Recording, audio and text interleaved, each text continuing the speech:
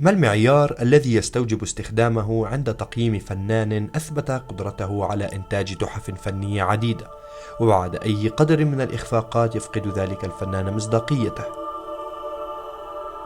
تعتبر استوديوهات بثزدا حجر أساس في تاريخ ألعاب تقمص الشخصية، فقد أسست معايير صارت مسلمة في هذا الوسط الواسع، ولا شك بأن أروع إبداعات الاستوديو جاءت تحت إدارة تود هاورد في سلسلتي إلدر سكرولز وفول أوت، اللتان قدمتا تجارب تفاعلية غير مسبوقة للاعبين. تبلورت إبداعات بثزدا في عام 2011 بإصدار سكايريم، والتي فاقت كل التوقعات وحصلت على لقب أفضل لعبة في ذلك العام، ولا زالت تعتبر من أفضل الألعاب في التاريخ. استمرت بثزدا بعدها بالعمل على ألعاب جديدة من سلسلة فول أوت، فأصدرت فول أوت 4 في 2015 والتي لاقت إعجاب أغلب النقاد، إلا أنها لم تكن بمستوى سكايريم، وتلتها لعبة فول أوت 76 والتي صدرت بحالة سيئة للغاية، مما أضر بسمعة بثزدا التي كانت قد وعدت اللاعبين بالعديد من الخواص التي كانت مفقودة من النسخة النهائية من اللعبة. في ذلك الوقت كان صراع منصات اللعب تشهد مجزرة بحق الإكس بوكس 1 الخاص بشركة مايكروسوفت، والذي كان يفتقر لألعاب حصرية تدفع الجماهير لشراء جهازها بدلا من البلايستيشن 4، ولذلك قامت مايكروسوفت باستحواذ بثزدا في 2021 أملا بأن تنتج لهم ألعابا تدفع اللاعبين للانضمام لمنصتهم، ولهذا السبب كان يتوجب على بثزدا أن تنتج لعبة حصرية تقلب موازين الصراع وتعيد ثقة اللاعبين باستوديو بثزدا. فهل استطاعت ستارفيلد تحقيق هذين الهدفين؟ ستارفيلد لعبة تقمص شخصية لرائد فضاء يسافر عبر المجرة بسفينة فضائية لاستكشاف كواكب والإطاحة بأعداء مختلفين بمساعدة عدد من المجموعات التي يمكن الانضمام إليها في سبيل فهم الإجابة عن أسئلة فلسفية تدفع القصة قدما. فكيف يبدو العالم الذي بنته بثزدا لهذه الإطلالة الجديدة من تصاميمها؟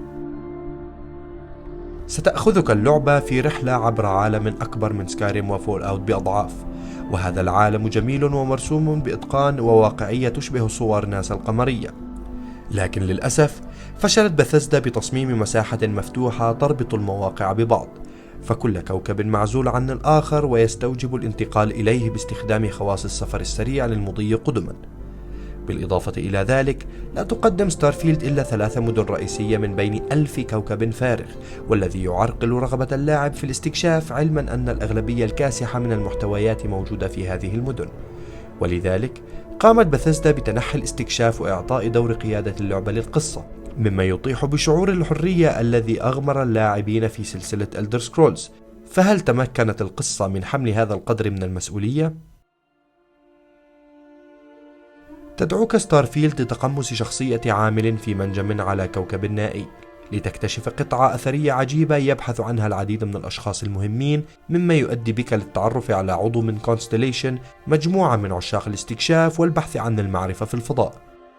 وأعضاء كونستليشن يمتدون من منظمات أخرى في المجرة، تقدم كل منها عدة قصص جانبية تؤثر على آخر لحظات اللعبة، فمنها ما يطرح معضلات أخلاقية تؤثر على علاقات اللاعب مع أعضاء المنظمات، وأخرى تخيرك بين منظمات تؤثر على العالم.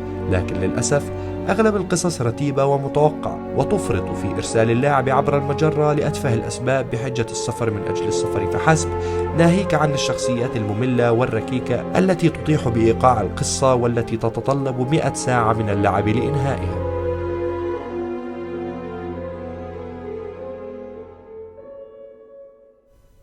نظم ستارفيلد مترهلة عمرها يفوق 15 عاما، حيث تطوير الشخصية سطحي وغير مؤثر على التجربة العامة للعبة، ومع أن نظم القتال ممتعة إلا أنها مستنسخة وضعيفة الاستجابة، بالإضافة إلى أن التجوال عبر الكواكب بطيء، ولا يوجد مركبات تسرع عملية التجوال إلا عند قتال السفن الفضائية الممتع، ولكنه يحدث بضع مرات فحسب.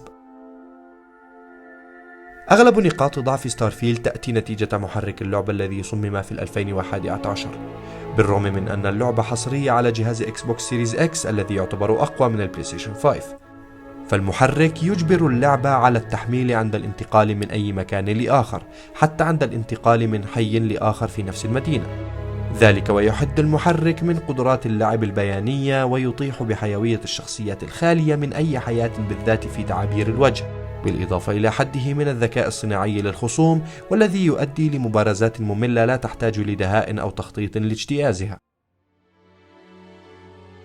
الجدير بالذكر أن لحظات الهدوء خلال التأمل بالفضاء اللامتناهي ذكرتني بأفضل لحظات سكايريم الهنيئة، خاصة مع جمال الموسيقى التصويرية التي تعبئ لحظات الملل بشيء من السكينة. غير أن نهاية اللعبة مفاجئة وتطرح طريقة إبداعية قد تشجع اللاعبين على إعادة لعب ستارفيلد مباشرة بعد إنهائها.